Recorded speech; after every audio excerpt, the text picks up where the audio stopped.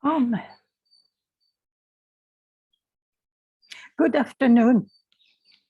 At least it is the afternoon here. Afternoon of 24th November 2021. Another Darshan Day. 1 week ago we had 17th November, but that was from the year 73, because that one marked the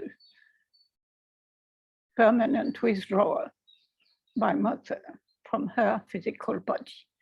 But the 24th November is a Darshan Day since 1926, the very early years of the collaboration of Sri Aurobindo and the Mother. So you will actually find on my blog, if you are interested to know more details about what that darshan was about, in the description for this new video, I will hopefully be able to post the link to the most important articles I have on my blog about that day, about that Darshan Day. So I don't need to repeat it. It is not really a story that I can tell. And also, it so happens that I do have a story to tell, which I promised you last time. Continuing my quest for the Mother, for the Divine Mother. And yet there is a link with what this Darshan Day is about.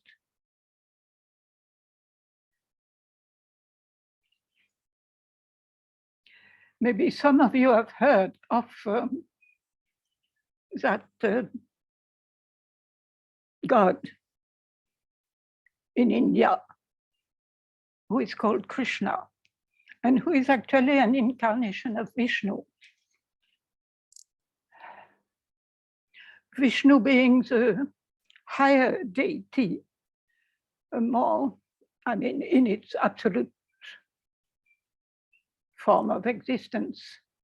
You remember maybe what I explained previously, Satchitananda, which is the basic nature of the divine, the essential nature, the absolute nature of the divine.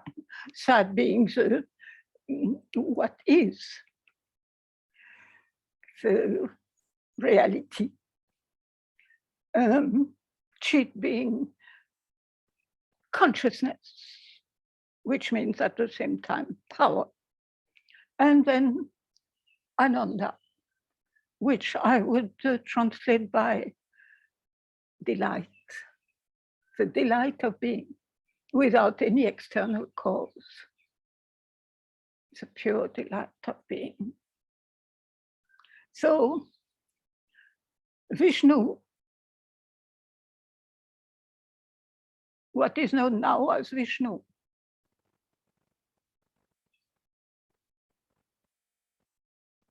is this aspect of Ananda, of bliss, of delight. And this is what sustains the world, while the aspect known as Shiva is more the capacity of willpower and struggle, yoga in terms of asceticism, effort, and a lot of the past of evolution has been achieved also through that power of the divine in manifestation. And then Brahma is more what corresponds to the Sat aspect of Satchitananda. So, but Vishnu is very interesting because he incarnates in the form of an actual human being, or even before human beings existed in evolution. Vishnu took the form which was needed at that point of evolution for the development of the earth.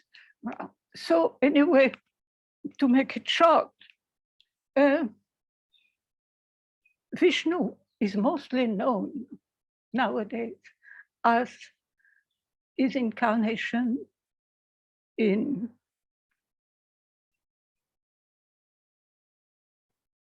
a human form that was already so remarkable that, and so divine in a way, that people call it God, Krishna. And so you have to remember that it is this aspect of delight of the divine which comes through whenever there is an embodiment of Vishnu, or rather, as is said now, of Krishna. So it is that aspect of the divine which became deliberately joined, even at a physical level, with Sri Aurobindo on the 24th November, 1926. And this Krishna had been linked already with the life of Sri Aurobindo for a long time before.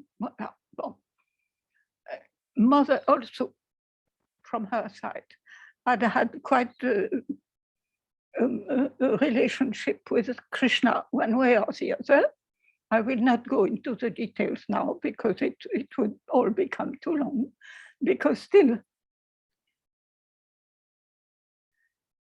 the more personal story that I would like to tell you today will take its own time to tell.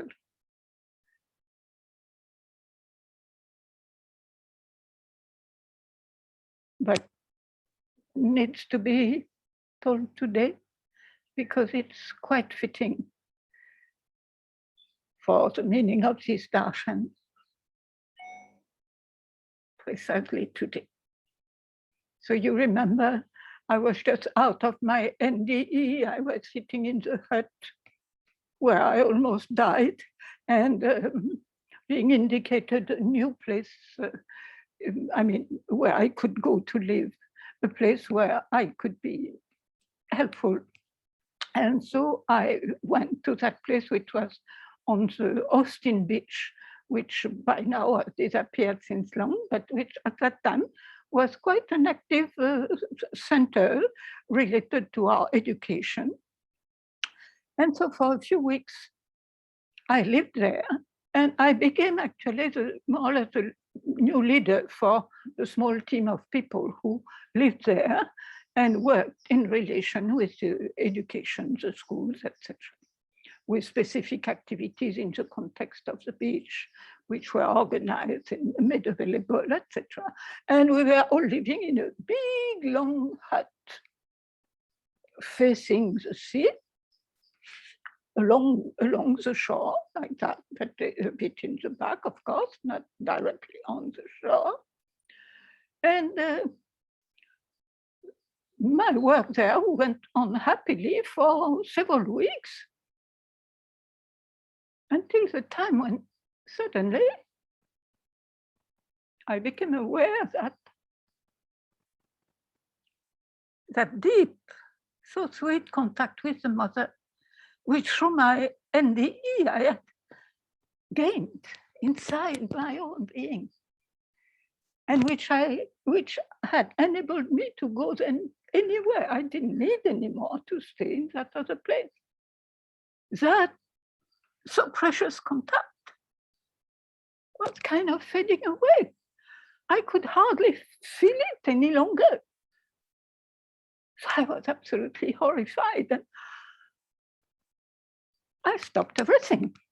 In that sense, I explained to the others, I'm sorry, I will have to stop for a while participating in our activities. I am not sure how much how much time I will need, but I have an emergency to solve, and voila. So I will be away. I will not stay with you all in that big hut for the time being. I will stay in that little hut at the corner, at one end of the compound, which is there, which nobody is using at present. So I'm not going to disturb anybody's life.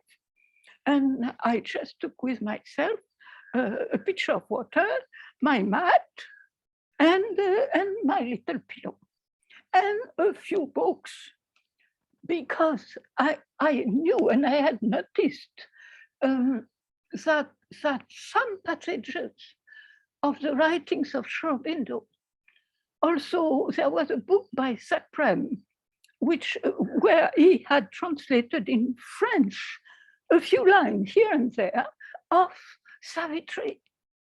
And I had noticed that some words, some sequences of words evoked in my being the same feeling, the same deep sweetness of love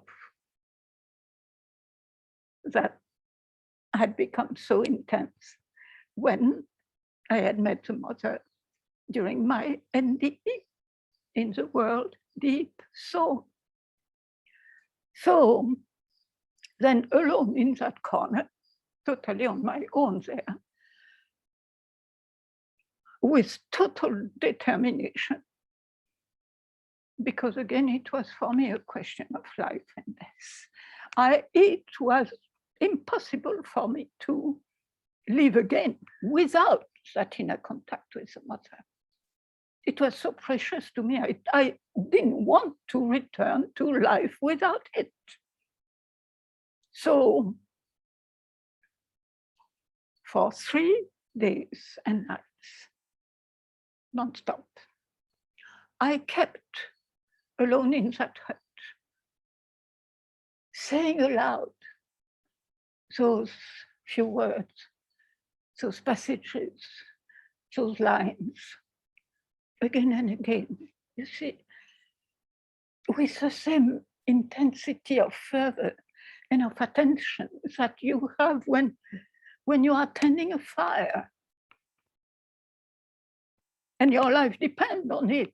You cannot allow yourself that fire to die away, because it will be then so difficult to restart if you can manage at all to do it. So you see, it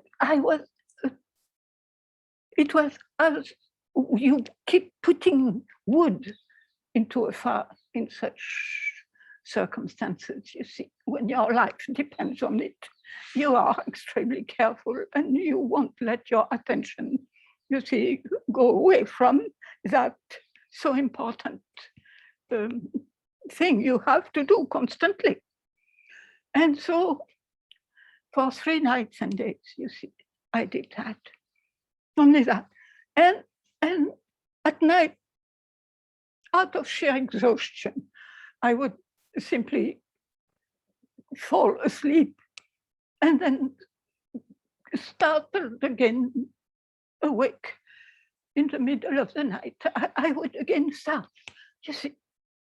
And because some of it, you see, had become, even if I couldn't see during the night, I knew. And I could repeat those words, those passages, those lines, like that, for 3 days. And at the end of the 3rd day, I cannot say, quite frankly, that I felt that, oh, it was all back strong again.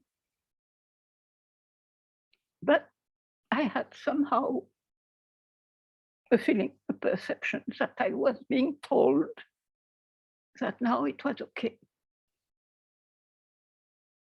I didn't need to go on anymore. I could now go back.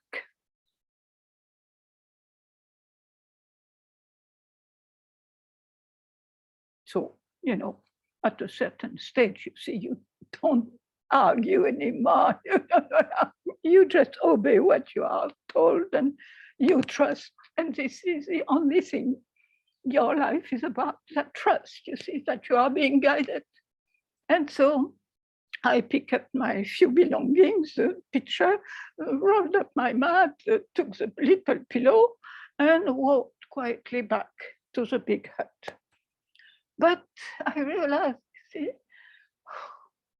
it was already the evening. It was getting almost dark, and I couldn't imagine myself immediately, you see, coming in contact with all the others again, starting to speak, etc.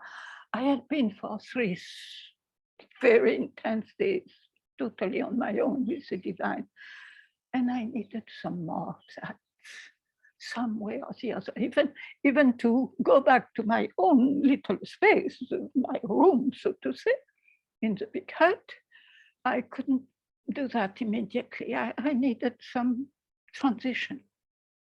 And suddenly I remembered that in that huge hut, collective hut, at the very, in the middle of the top, there was a kind of a small space directly toward the sea. Part of the roof, but exactly in the middle, there was that space slightly higher. And very, very quietly, discreetly, without being noticed by anybody, I managed to climb all the way up like that. And I found that the little space there was perfect, just the dimensions for my mat. I unroll again the mat, I put the little pillow in the picture, and I collapsed on the mat. I was totally exhausted, actually. Voilà. And then I woke up, not because of the light of dawn. It was still dark, but because of a very strange sensation inside my own body. So in the dark, you see, still lying flat on my back on that mat, you see, my eyes closed. I soon identified what had woken me up. It was the strangest feeling. Right in my chest here, something was happening. The best image I can use for at least those of you who may come from Europe someplace, in practically all small villages of Europe, you have somewhere around the center a fountain, a place where water is constantly available, flowing like that, you see, and overflowing nicely as well. And people can come anytime with their container and fill it up and go back home with it. Voilà. Well, in the center of my chest,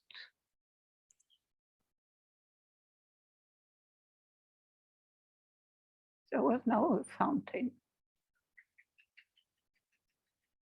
A fountain just like that. Plop, plop, plop, plop, plop, plop, plop, plop. The water was flowing up and out, up and out, up and out, non-stop.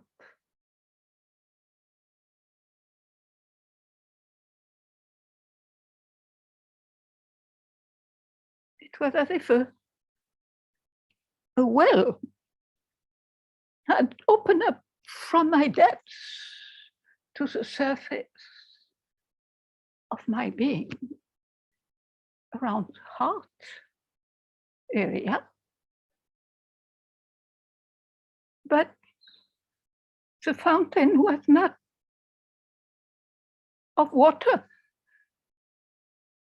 what was flowing out like that was love, just love, just love. I was not loving. It was love coming out, flowing out, just by itself.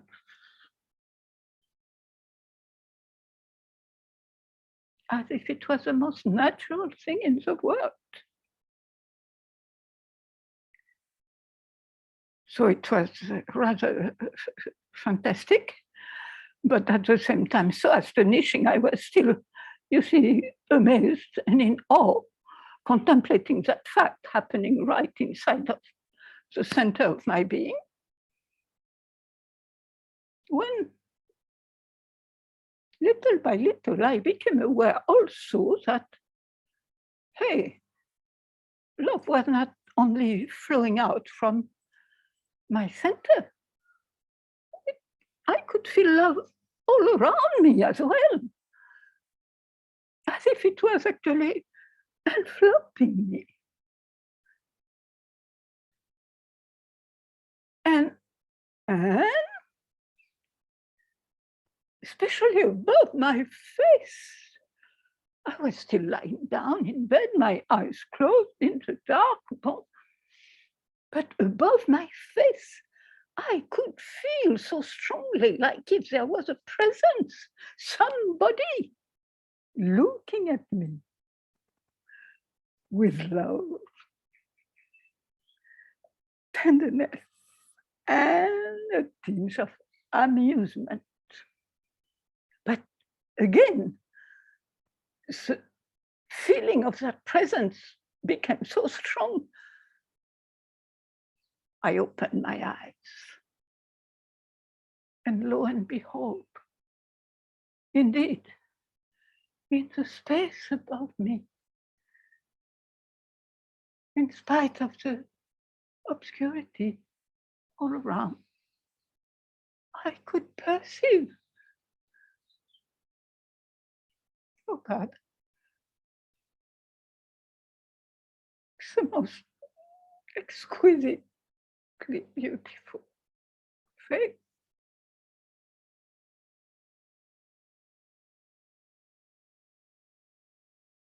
Not exactly face, but eyes shining with delight and tenderness, and a smile, totally irresistible smile.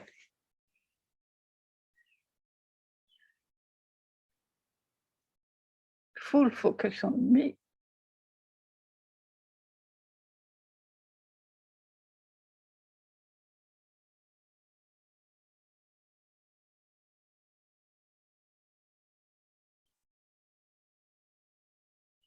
After a few moments of amazement, my lips parted and uttered the name Krishna. And the eyes shone even brighter. The smile grew bigger, more exquisite even than before. I received the words, yes, it's me.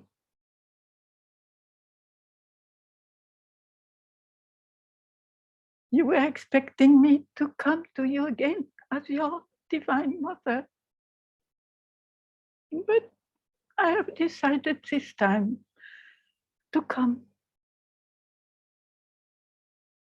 as your divine lover, the eternal lover of your soul.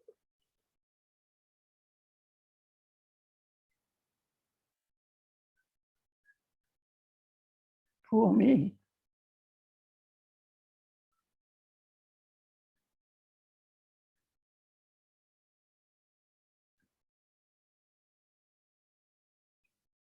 it was as if I melted in that love, in the delight total delight of that love, of that beauty.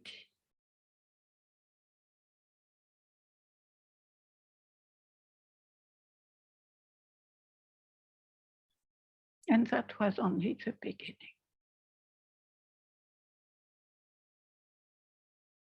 Later on, I found,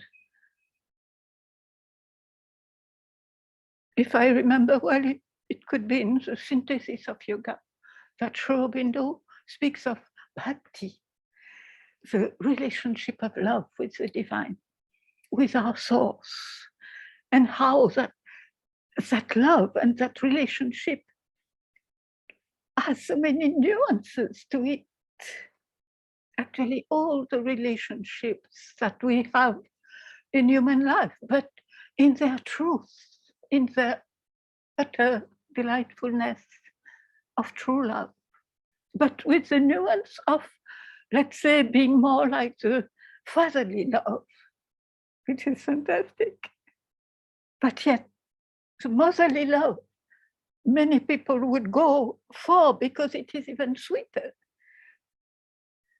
There's a companionship, there's mentorship. I mean, but beyond even motherly love, there is one relationship with the divine.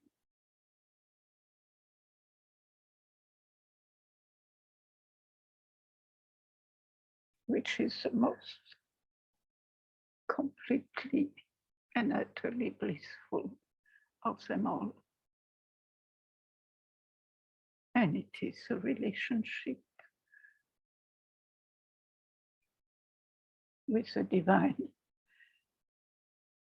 as our lover, the eternal lover of our soul.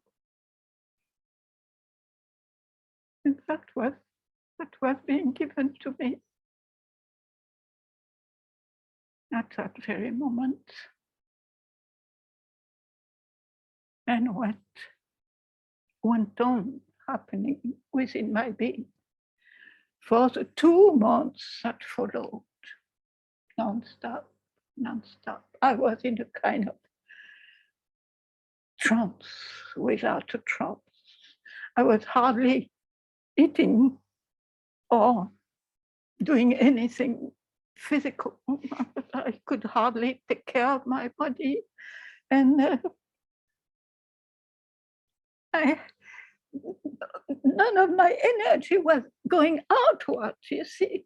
Everything was going inward, in that inner space where that relationship was happening and fulfilling my being.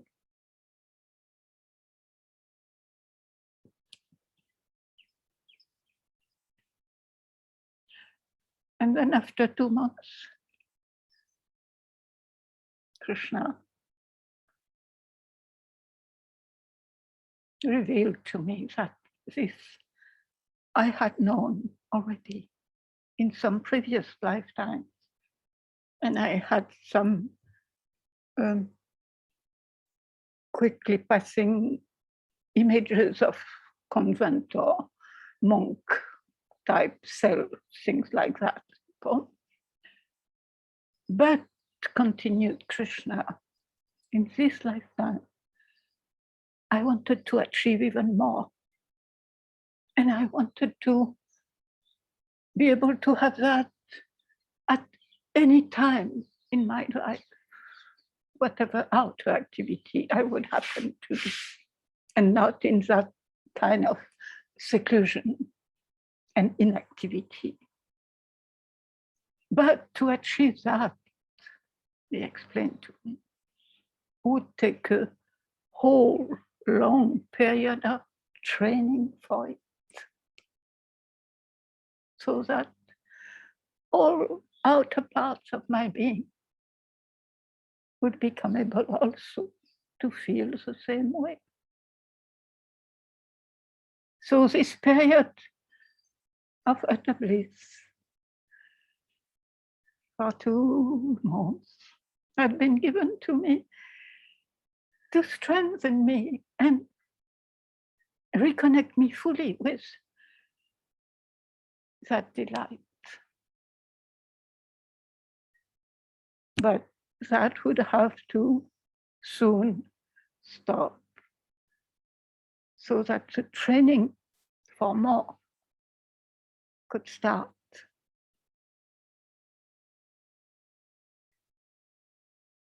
But when they would come, when the result would be accomplished, and I would gain back not only what I had been given then, but more in the fullness of my being.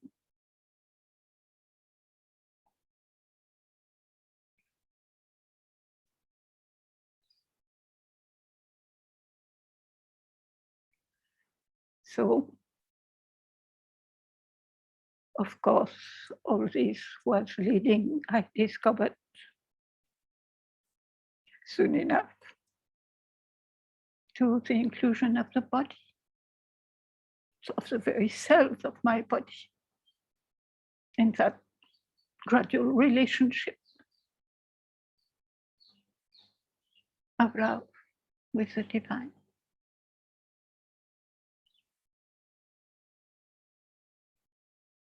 So this was yet another turning point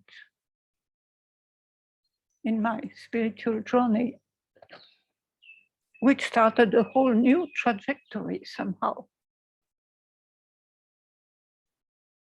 And more videos will illustrate that, all the new things that happened later. So today, you see, indeed, it was again part of the quest for the mother. And you see how the divine turned it into the coming of Krishna, the light itself, into my life. First, my soul life, but as a preliminary to total expansion, integral yoga, to say. So you see how that personal story that I had promised you to add in my next video, which is this one.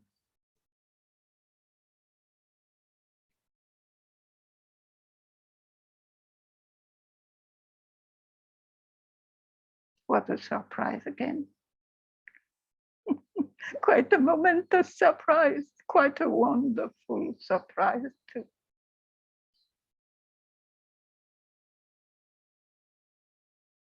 So one is left with no words, but